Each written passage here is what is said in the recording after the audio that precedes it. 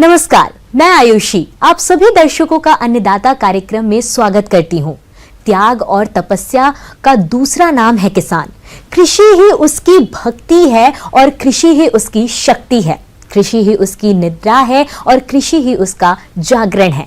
ऐसे ही भारतीय किसानों को खेतीबाड़ी से जुड़ी हुई बहुत सी नई लाभकारी जानकारियां देने के लिए हर रोज सुबह हम आपके साथ आते हैं। तो चलिए कार्यक्रम शुरू करने से पहले देखते हैं क्या है आज के अन्नदाता। गर्मी के मौसम में पशुपालन से जुड़े किसानों के सामने पशुओं के आहार के लिए आमतौर पर हरे चारे की कमी हो जाती है। अगर किसानों के पास थोड़े से सिंचाई जल की व्यवस्था हो तो जायद में भी विभिन्न चारे वाली फसलों की बोनी करके पशुओं के लिए हरा चारा उपलब्ध करा सकते हैं। तो चलिए चारे वाली फसलों की खेती के बारे में जानते हैं बिरसा कृषि विश्वविद्यालय जिला रांची के वैज्ञानिक डॉक्टर वीरेंद्र कुमार से।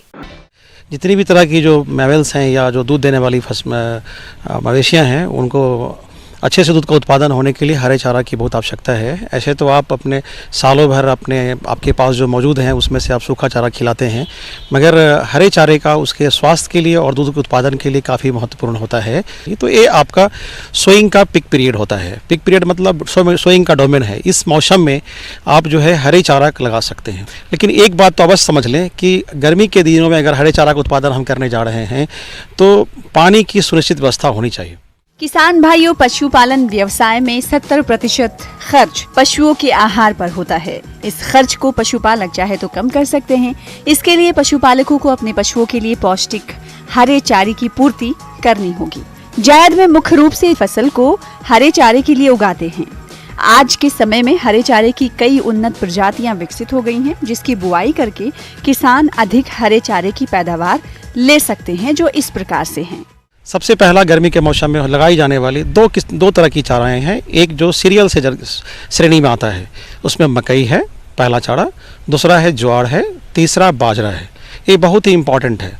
जैसे दलहनी फसलों में जो दाल की फसलें हैं, लेग्यूम्स क्रॉप है, उसमें आपको लगने वाली दो चाराएं हैं।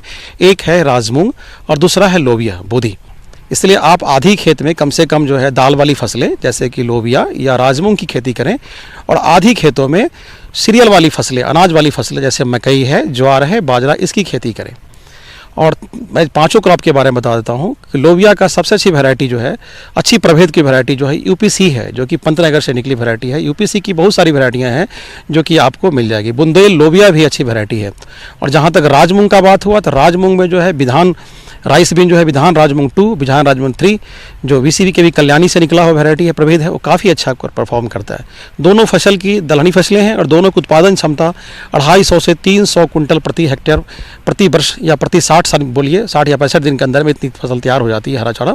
मकई की जो सबसे अच्छी प्रभेद है चारा की, ऐसे तो गंगा सफ़ेद की कंपनी की बहुत सारी वैरायटी आती है, लेकिन सबसे अच्छी जो वैरायटियाँ हैं अफ्रीकन टॉल आज भी अच्छा है, JHO है मकई और भी गंगा सफ़ेद का भी है। बहुत सारी मकइयाँ हैं भी, स्वान कंपोजिट है।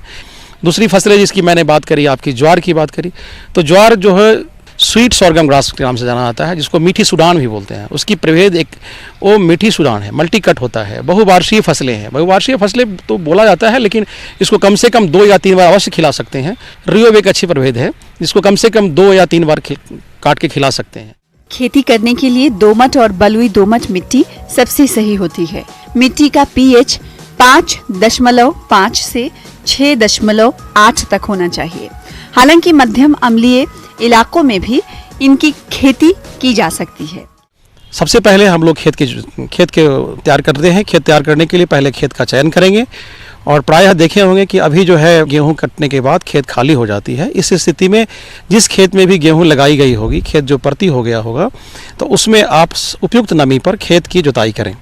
खेत की जुताई पहले जो है आप मोल्ड बोल पुलाव या जो देसी पुलाव है उससे करें, ताकि नीचे की मिट्टी ऊपर आ जाए, फिर ऊपर की मिट्टी अंदर चले जाए। कुछ दिन खेत को जो है ऐसे ही सूरज की रोशनी में छोड़ दें, ताकि जो भी कीड़े मकोड़े बाहर आते हैं वो मर जाएं। उसके बाद आप जो प्रैक्टिसेस हैं जैसे खेती करते हैं उसमें आप जो FYM, वर्मी कंपोस्ट, जो आपकी उपलब्धता है उसके अनुसार अपना सोइंग से पहले और पाटा डालने से पहले, पाटा लगाने से पहले आप खेत में उसकी प्रयोग करें। चारा वाली फसलों में बात करें पोषक तत्व प्रबंधन की, तो इसके लिए मृदा परीक्षण रिपोर्ट के अनुसार खाद और उर्वरकों का प्रयोग करना चाहिए, जिसमें गोबर की सड़ी खाद 10 से 15 टन प्रति हेक्टेयर बुआई के 20 से 30 दिन पूर्व खेत में अच्छी तरह मिला देना चाहिए। इसके बाद उर्वरकों को खेत की तैयारी के समय डालना चाहिए। और इसके लिए जो नाइट्रोजन, फास्फोरस और पोटास की जो मात्राएं लगती हैं, 30 केजी नाइट्रोजन, 80 केजी, 70 से 80 केजी फास्फोरस और 30 से 40 केजी पोटास की आवश्यकता होती है।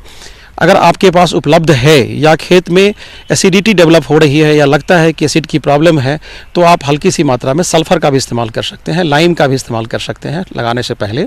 फिर से जो मैंने खाद की जो मात्रा बताई थी, पूरी मात्रा सोइंग के समय ही लगा दी जाती है। चूँकि दाल की फसलें हैं, इसलिए इस बाद में दोबारा देने की ज़रूरत नाइट्रोजन की नहीं पड़ती। दूसरी तरफ अब दलहनी फसल को छोड़ दें तो मैं जो सामान्य फसलें की मैंने बात करी, इसमें कि आपको मैंने ज्वार की बात किया, बाजरा की बात करी, जैसे मकई की बात की। और ये चूँकि सीरियल क्रॉप है, इसीलिए इसमें नाइट्रोजन की मात्रा ज़्यादा लगती है। तो इसका अनुशंसित जो खाद की जो मात्राएं हैं, कम से कम उसमें 80 केजी प्रति हेक्टेयर नाइट्रोजन। अगर 1 हेक्टेयर मकई, ज्वार या बाजरा लगानी हो तो नाइट्रोजन की मात्रा, मैं यूरिया की मात्रा नहीं बता रहा, नाइट्रोजन की मात्रा बता रहा हूँ, 80 केजी प्रति हेक्टेयर। और फास्फोरस की जो मात्रा होती है P2O5 की, जिसको बोलते हैं हम लोग, 40 केजी प्रति हेक्टेयर की दर से लगाते हैं। और पोटास MOP जो लाल वाली खाद होती है, उसकी मात्रा जो है 30 से 35 केजी प्रति हेक्टेयर के दर से लगाते हैं। नाइट्रोजन की पूरी आधी मात्रा, फास्फोरस और पोटास की पूरी मात्रा आप सोइंग के समय, रोपने के समय ही आप कतारबद्ध तरीके से इसको लगा सकते हैं। और उसके बाद जैसे ही फसल अंकुरित हुआ, सिंचाई देने के बाद अंकुरित हुआ, छोटा सा पौधा निकला, 20 से 22 दिनों के बाद जब उसमें 3, 4, 5 पत्ते दिखाई देने लगते हैं, तो निकाई गुराई का समय आता है। निकाई गुराई करने के बाद थोड़ी सी नमी जब कमती है, तो फिर से आप उसमें पानी डालने से पहले थोड़ी सी नाइट्रोजन की टॉप ड्रेसिंग करते हैं। सबसे पहले है कि आप उसकी कतारबद्ध सोइंग करने का सोचें। इसकी लगाने के जो दूरियां होगी, कतार से कतार की दूरी जो होगी वो 30 सेंटीमीटर होगी। और बीच बीच में हर 10 लाइन के बाद एक पानी की सुनिश्चित नाला बनाएं, जिससे कि आप पानी की सिंचाई कर पाएंगे प्लॉट बना करके। और इसमें जो बीज की दर होगी, जो बीज की मात्रा लगेगी दोनों फसलों की, चाहे वो लोबिया हो या राजमूंग हो, 30 केजी प्रति हेक्टेयर के दर से लगाते हैं हम लोग। लगाने के बाद आप जब फसल लगा लेते हैं, उसके बाद आप 1 से 2 दिन के बाद खेत की सिंचाई करें। सिंचाई करने के बाद जैसे ही आप देखेंगे 1-2 दिन के बाद आपका फसल निकलना शुरू हो जाएगा, अंकुरित होने के बाद हल्का हल्का दिखाई देना शुरू होगा। उसके बाद फिर जब पानी की कमी होगी, आप उसमें पानी दें। समय पर 30-32 दिन के बाद उसको निकौनी करें। उसी तरह से आप अदलहनी के लिए भी खेत की तैयारी वैसे ही करें। खेत को जब पूरी तैयारी हो जाने के बाद इसकी जो बीज की मात्रा है, तो मकई के लिए आपको 30 केजी प्रति हेक्टेयर और ज्वार और बाजरा के लिए भी 25 और 30 केजी के प्रति हेक्टेयर की दर से बीज की ज़रूरत पड़ती है। तो तीनों फसलों के लिए एक सी श्रेणी में रख करके मैं बता रहा हूँ कि तीनों फसलों का लगाने की जो दूरी होगी, कतार से कतार की दूरी होगी 25 सेंटीमीटर। चारावारी फसलों से अधिक चारा उत्पादन लेने के लिए सिंचाई का प्रबंध बहुत जरूरी होता है, जिसमें समय समय पर आवश्यकता अनुसार सिंचाई करते रहने से अधिक मात्रा में हरा चारा मिलता है। पूरी की पूरी चांसेस है कि थोड़ी भी लॉस नहीं होगी, पूरी पौधे ले लेंगे। इस तरह से आपका जो उत्पादन क्षमता होगा काफ़ी अच्छा हो जाएगा और 45 से 50 दिन में इसकी हाइट में काफ़ी वृद्धि आ जाएंगी। जैसे ही इसमें टसलिंग होता है, मकई में जैसे ही मोचा निकलना शुरू होता है या कॉप निकलना शुरू होने वाला है, अब उस वक्त उसका सही पीरियड है काट के खिलाने का। उस वक्त जो अब है उसको एक बार काटेंगे, ख़त्म हो जाएगा। और ये आप देखेंगे कि 25 से 30 दिन के बाद पत्ते में संख्या में वृद्धि हो गई, फसल बड़े बड़े हो गए। और जैसे उसकी निकौनी करेंगे, निकाई गुड़ाई करने के बाद फिर पानी डालेंगे, तो 50 से 60 दिन में उसमें देखिएगा फूल आना शुरू हो जाएगा। जैसे ही आधा खेत में आपको फूल दिखाई देना शुरू हो जाए या छिम्मी निकलना शुरू हो जाए, उस वक्त से काट कर मवेशी को खिलाना प्रारंभ करें। यह उपयुक्त समय होता है। दाल वाले हरे चाराओं की फसलों को खिलाने का सबसे उपयुक्त समय यही होता है, जबकि आधा खेत में फूल निकलना शुरू हो जाता है। ब्रेक के बाद आप सभी दर्शकों का स्वागत है। चलिए अब रुख करते हैं अगली कड़ी की ओर। मक्के की खेती प्रदेश में लगभग तीनों ही मौसम में की जाती है। फिलहाल अभी जायद मक्के की फसल का समय चल रहा है। इस फसल पर शुरुआती अवस्था से कई प्रकार के कीटों का प्रकोप होता है, जो फसल के उत्पादन को प्रभावित करते हैं। तो कैसे करें इन कीटों की रोकथाम, इस बारे में जानकारी दे रहे हैं बिहार कृषि महाविद्यालय सबौर, जिला भागलपुर के कीट वैज्ञानिक डॉक्टर तमोघना साहा। में ज़्यादातर जो है हमारे बिहार में 3 तरह का कीड़ा का आक्रमण बहुत ज़्यादा है। अभी के समय में जो है हम लोग सुन रहे हैं फॉल आर्मी वर्म। पहले ये कीड़ा हमारे बिहार में नहीं था। अभी जो है ये कीड़े का आक्रमण 2-3 साल से पहले इंडिया में आया और अगले साल हम लोग देखे थे हमारे बिहार में भी ये कीड़े का आक्रमण शुरू हो गया है। और इस साल हम लोग देखे हैं जो एक खेत में जहाँ पे फॉल आर्मीवर्म नामक कीड़े का आक्रमण होता है उसमें 100% तक जो है पूरा खेत को एकदम जो है पूरे मक्का को डैमेज कर देता है। तो हम लोगों कैसे फॉल आर्मीवर्म को जो हम लोग पहचाने, इसके लिए फॉल आर्मीवर्म का जो हमारा लार्वा जो है जिसका हम लोग बोले इमैच्योर स्टेज, उसके बॉडी में जो है चार काला काला डॉट दिखेगा आपका, और उसके माथे पे जो है वाई शेप्ड इन्वर्टेड जो है उल्टा करके जो वाई होता है, वाई शेप्ड जो है ये दिखता है उसके हेड पे। और इसका कलर जो है थोड़ा सा हल्का सा भूरा कलर का होता है। तो ये कीड़ा अगर आपके खेत में आ जाए तो आपको बहुत सचेत रहना है और इसके कंट्रोल इमीडिएटली आपको करना पड़ेगा, नहीं तो आपका पूरा खेत जो है साफ हो जाएगा। तना भेदक सुंडी तने में छेद करके उसे अंदर से खाती है, जिससे गोब एवं तना सूख जाता है। यह मक्के के लिए सबसे अधिक हानिकारक कीट है। ध्यान देने वाली बात यह है कि इसकी सुंडियां 20-25 मिलीमीटर लंबी और स्लेटी सफेद रंग की होती है, जिसका सिर काला होता है और 4 लंबी भूरे रंग की लाइन होती है। इसकी सुंडियां तनों में सुराख करके पौधों को खा जाती है, जिससे छोटी फसल में पौधों की गोब सूख जाती है। बड़े पौधों में ये बीज के पत्तों पर सुराख बना देती है। इस कीट के आक्रमण से पौधे कमजोर हो जाते हैं और पैदावार बहुत कम हो जाती है। दूसरा जो है हम लोग बोलते हैं कजरा कीट। जब शुरू के टाइम में हम जब मक्का लगाते हैं उस समय जो है ये आके मक्का के जो टहनी है, टहनी को काट के ये गिरा देते हैं। तो इसको भी हम लोग शुरू से हम लोगों को जो है बहुत सचेत रहना है, जिससे हमारा जो है कजरा पिल्लू का आक्रमण ना रहे। ये कजरा पिल्लू भी भूरे कलर का होता है, भूरे और काला कलर का होता है। इस कीट के भी आक्रमण जो है शुरू के अवस्था में दिखा जाता है, किंतु बाद में इसका उतना आक्रमण नहीं है। तो शुरू के टाइम में हमको कजरा पिल्लू से बचना है। तो अब इन जो तीनों कीड़े के बारे में बताए, इन तीनों कीड़े के कैसे हम कंट्रोल करें। फॉल आर्मीवर्म पहले हम जो बोले जो सबसे अभी डिवास्टेटिंग और डैमेज करे फॉल आर्मीवर्म, इसके लिए हम अगर बायोपेस्टिसाइड में जाए, ऑर्गेनिक का अगर हम उसको मैनेजमेंट करें तो हम लोग पहले बीटी जो बैसिलस thuringiensis बोलते हैं, बीटी नामक दवा है, इसका मात्रा जो है 1 ml 1 लीटर पानी में घोल करके आप छिड़काव कर सकते हैं। दूसरा जो बायोपेस्टिसाइड है जिसको हम लोग बोलेंगे ब्यूवेरिया बेसियाना जो है 2 से 2.5 ग्राम प्रति लीटर पानी में घोल करके आप छिड़काव कर सकते हैं। मक्के की फसल में एकीकृत कीट नियंत्रण के लिए सबसे पहले साफ, उपयुक्त एवं प्रतिरोधी किस्मों का चयन करना चाहिए और बोने से पहले बीजों को कीटनाशक दवा से उपचारित करना चाहिए। गर्मियों में खेत की गहराई जुताई करके मिट्टी में मौजूद कीड़ों, बीमारियों और खरपतवारों को नष्ट कर सकते हैं। खाद तथा अन्य तत्वों की मात्रा का प्रयोग मिट्टी परीक्षण के आधार पर करें। खेतों से फसल अवशेषों का हटना तथा मेढ़ों को साफ रखना चाहिए। सही फसल चक्र अपनाना, अर्थात एक ही फसल को उसी खेत में बार बार नहीं लें। इससे कई कीड़ों और बीमारियों का प्रकोप कम हो जाता है। यांत्रिक नियंत्रण की बात करें तो कीड़ों के अंड समूहों, प्यूपों तथा वैक्सों को इकट्ठा करके नष्ट कर दें। रोगग्रस्त पौधों तथा उनके भागों को उखाड़कर जला दें। खेत में जगह जगह पर बांस फुड़ियां लगाएं, जिससे पक्षी कीड़ों को खाकर नष्ट कर सके। मित्र कीटों का संरक्षण करें। प्रकाश प्रपंच की सहायता से रात को कीड़ों को आकर्षित कर नष्ट करें। कीड़ों की निगरानी और उनको आकर्षित करने के लिए फेरोमोन ट्रैप का प्रयोग खेत में करें। सफेद मक्खी व तेल के नियंत्रण के लिए येलो स्टिकी ट्रैप का प्रयोग करें। कीट प्रकोप की प्रारंभिक अवस्था में कीटों की रोकथाम के लिए नीम से बने कीटनाशी दवाओं का छिड़काव करना चाहिए। अगर कीटों की संख्या अधिक हो और जैवनाशी से नियंत्रण नहीं हो पा रहा हो, तब रासायनिक कीटनाशी दवाओं का प्रयोग करना चाहिए। और ये छोड़ के भी अभी फेरोमोन ट्रैप भी जो है फॉल आर्मीवर्म के लिए उपलब्ध है। आप उसको पेस्ट कंट्रोल ऑफ इंडिया से भी आप मंगा सकते हैं। जो है नीम आधारित दवा का आप इस्तेमाल कीजिए और उसके 15 दिन के बाद कोई केमिकल दवा जो हम आपको बताएंगे लैम्डासाइलोथ्रिन जो बाजार में कराटे के नाम से आता है, उसका भी आप इस्तेमाल कर सकते हैं। इंडोक्सोकार्प जो बाजार में एवहंट करके नाम से आता है, उसका मात्रा जो है 2 लीटर पानी में 1 ml, इसका भी आप छिड़काव कर सकते हैं। अगर अधिक आक्रमण हो जाए तो कोराजेन नामक जो दवा है जिसको हम क्लोरानटेनलिपोल बोलते हैं, बाजार में कोराजेन करके नाम से मिलता है, इसका मात्रा 1 ml प्रति 3 लीटर पानी में घोल करके आप छिड़काव कर सकते हैं। तो ये बहुत ऑर्गेनिक और रासायनिक दवा का आप छिड़काव करके इसको आप बहुत हद तक कंट्रोल करें। अगर खेत में आ जाए तो आपको बहुत सचेत रहना, आपको इमीडिएट कंट्रोल मेजर करना पड़ेगा, नहीं तो आपका खेत पूरा खाली हो जाएगा।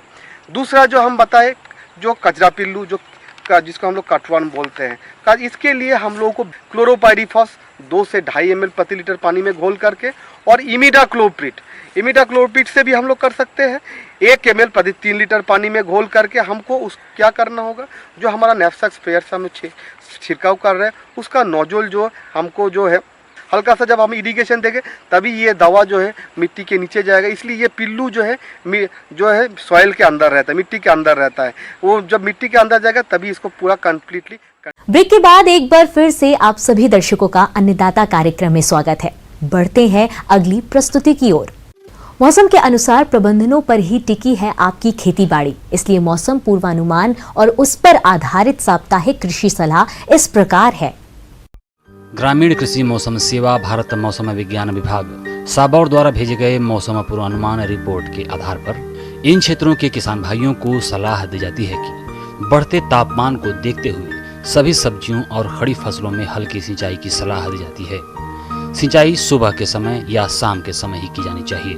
किसानों को सलाह दी जाती है कि परिपक्व गेहूं, चना, मसूर की फसल की कटाई पूरी करें और ताड़ने के बाद सुरक्षित स्थान पर भंडारण करें। ग्रीष्मकालीन धान की फसल की बुआई के लिए खेत तैयार करें।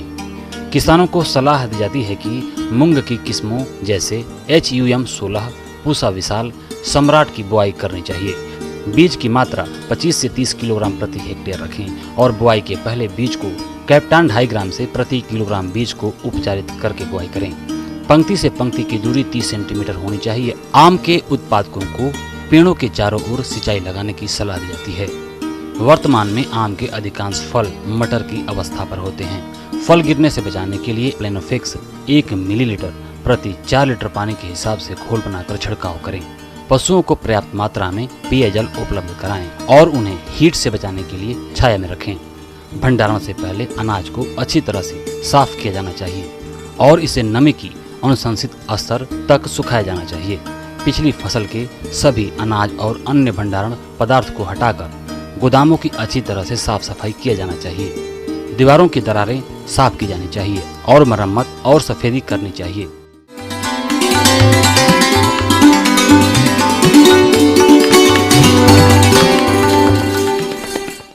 अन्नदाता हेल्पलाइन निशुल्क फोन संपर्क सेवा के माध्यम से आपकी द्वारा पूछी गई समस्याओं में से 1 या 2 महत्वपूर्ण समस्याओं को हम अपने कार्यक्रम में शामिल करते हैं। इसी के तहत आज की चयनित समस्या और उसका जवाब इस प्रकार है। अन्नदाता निशुल्क फोन संपर्क सेवा के माध्यम से पूछे गए प्रश्नों में से आज हमने जिस प्रश्न को कार्यक्रम में शामिल किया है उसे पूछा है ग्राम साबौर, जिला भागलपुर के कृषक जितेंद्र परिहार ने। ये गोभी वर्गीय फसलों में रोग नियंत्रण के बारे में संपूर्ण जानकारी चाहते हैं। तो जितेंद्र परिहार जी, आपकी जानकारी के लिए प्रस्तुत है कार्यक्रम का ये अंश।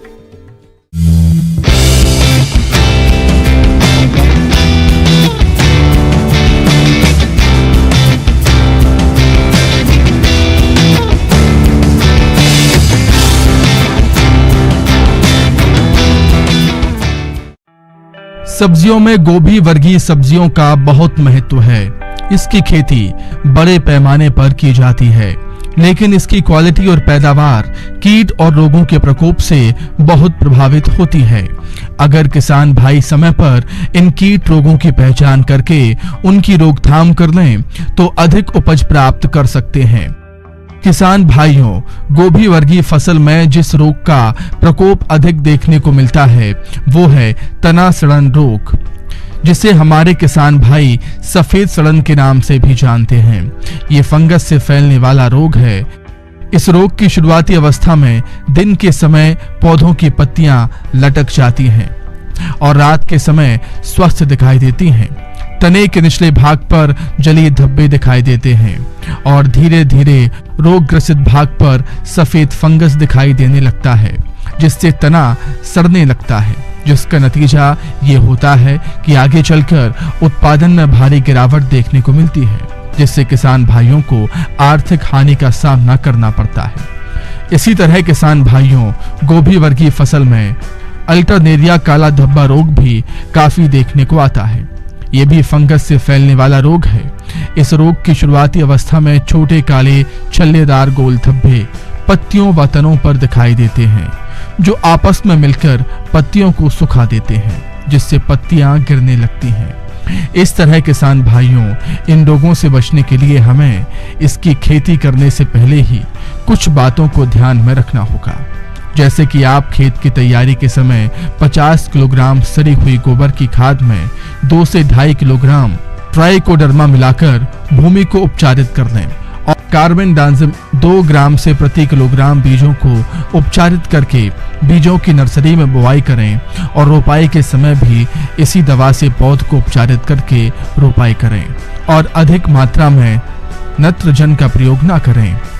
अगर किसान भाइयों इन बताए गए उपायों को अपनाने के बावजूद भी इन रोगों पर नियंत्रण नहीं हो पा रहा है, तो फिर आप इन रोगों के रासायनिक नियंत्रण हेतु मैंकोजेब 2 ग्राम व कार्बेंडाजिम 1 ग्राम को मिलाकर 15 दिन के अंतराल पर जब फसल में फूल बनना शुरू हो जाए, तब नियमित अंतराल पर 2 छिड़काव 10 दिन के अंतराल पर कर दें, जिससे आप इन रोगों पर काफी हद तक नियंत्रण पा लेंगे और अपने उत्पाद को बढ़ा सकेंगे।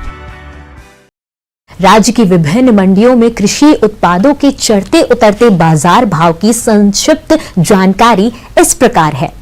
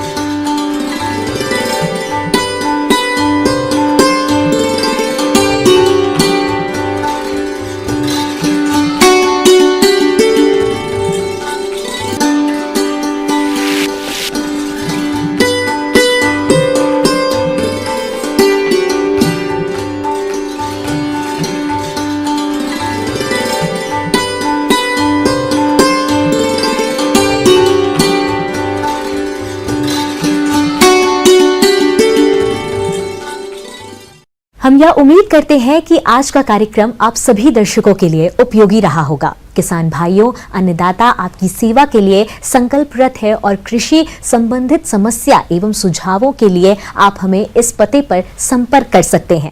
प्रोड्यूसर अन्नदाता news 18 Bihar Jharkhand, Ramoji film city Hyderabad 501512। साथ ही आप हमें ईमेल कर सकते हैं। हमारा ईमेल है p18annadatta@nw18.com। इसके अतिरिक्त आप हमें निशुल्क हेल्पलाइन नंबर 180088922163 पर सोमवार से शनिवार सुबह 10 से शाम 4 बजे के बीच संपर्क कर सकते हैं।